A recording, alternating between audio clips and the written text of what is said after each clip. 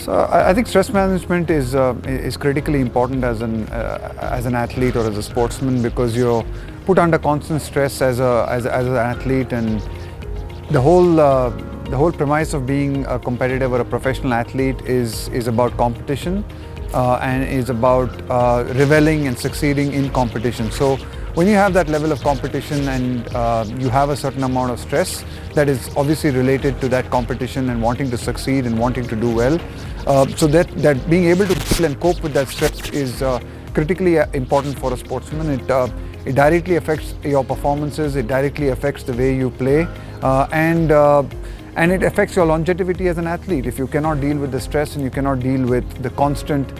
scrutiny that comes with being a professional sportsman and an athlete, your ability to have a long and successful career is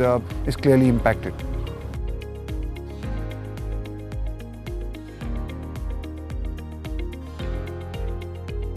I'd say some of the most stressful moments you face as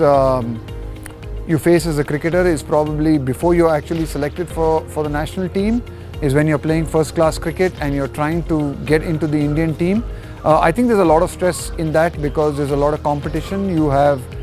committed a lot of your career to wanting to become a cricketer, and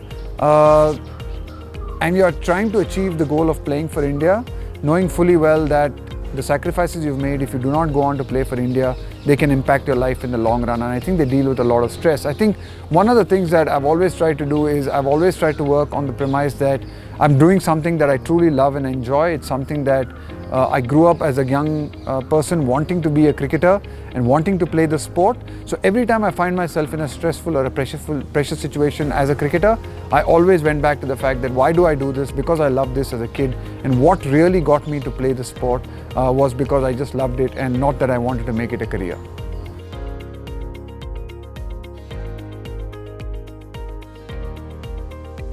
So I think mental health and is probably the next level of is the next level of decider of what actually is high excellence performance. So we all know now that you need skill and you need physical fitness to do well, but your mental health and your ability to cope with stress and pressure is probably what is going to elevate you to that level of high excellence and high performance, or can really